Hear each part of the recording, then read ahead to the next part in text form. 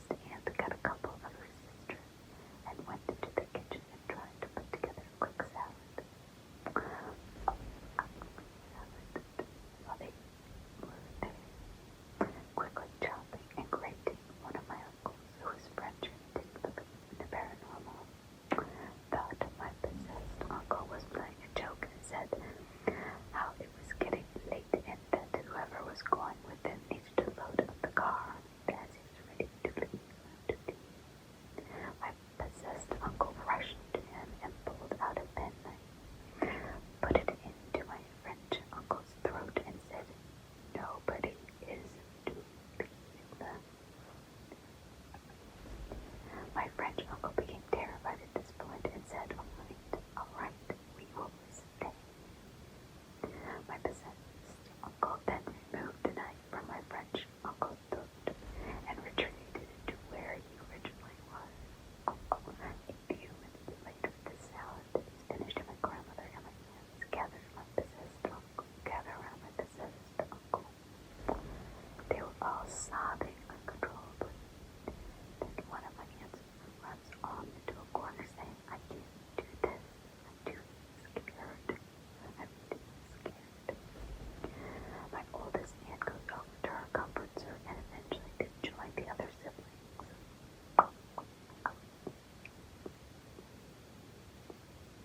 My grandmother and his each took a handful of salad as the bowl is passed around. Everyone in silence. Everyone in silence.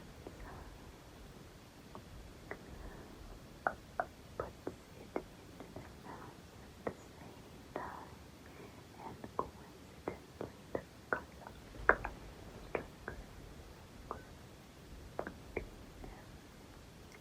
My possessed uncle collapsed on the floor, and two of my older cousins ran over to him. My grandmother and aunts were crying hysterically, fearful that the spirit had killed my uncle. My uncle regained consciousness about a minute later, spitting out pieces of salad from his mouth, confused as to around him, crying, and even more confused as there be salad in his mouth.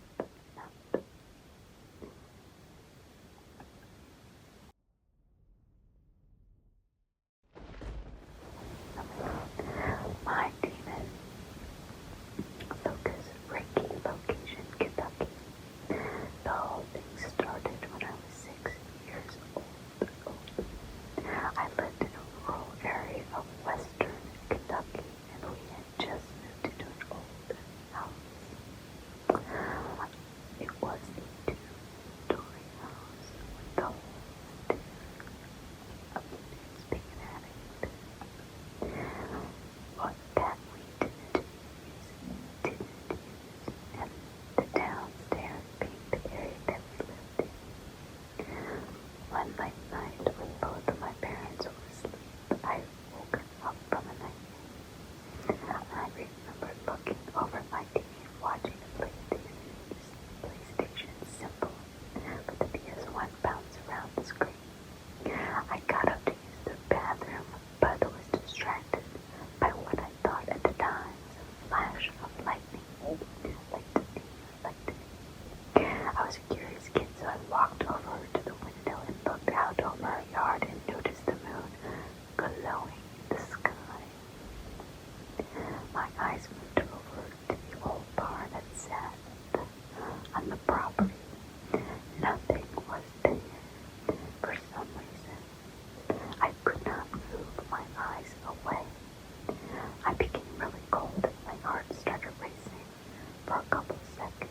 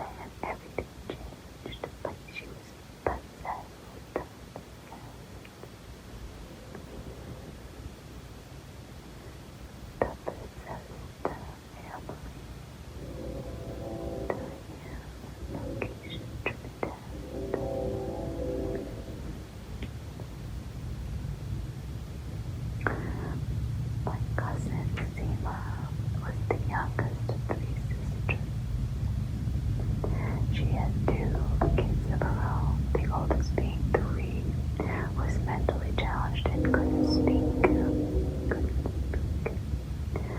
One night around 7 p.m., Seema and her 3-year-old son were both spiritually possessed. At the same time, and had called in to cast out the spirits. It took Iman 3 to 5 hours to cast out the entities, during which Seema's son, who was unable to speak, began to talk clearly. The child kept telling those in the room, "As you have to die." When questioned further by the holy man, the child started to speak, slaying into him and cursed. While the Iman was praying, eventually the Iman, through his prayers, was able to speak. The old entities had another. Unfortunately, things were never the same with the family, and 2 years later, Seema and her husband went their separate ways. Every so often, people living in the yard would become possessed, say strange things, fight with one another, and violently throw things around. Due to their high tension experience in their household, the family sought help from a spiritual advisor, who informed them that someone had tied spirits to the family's yard in order to destroy their lives and bring much distress to those living there. After the separation between Seema and her husband, Seema had many suitors. One of the suitors Seema fell deeply in love with, but unfortunately passed away. And it was soon after his passing, the spirits began their attack on the family again. Whenever anyone mentioned the deceased man's name or tried to express how sorry they were to hear Seema's loss or even try to comfort her, one of the spirits would possess her. Seema would start speaking in a different voice, quarreling with those around him. In a fit of rage, would use household weapons against them. About 5 weeks after the sutra's passing, Seema's sister Sherry became possessed. Sherry was putting away food given for her to consume. Eventually, she stopped eating altogether and wasted away to the point where all her bones were clearly visible. Unable to take care of her children, they were removed from her care and sent to a relative's home. One day, Seema was lying in bed with her mother sitting next to her. Seema started to levitate about 12 inches above the bed. Her mother raised an alarm. All the members of the household who was there at the time rushed into the room. They all started to panic as they saw Seema floating.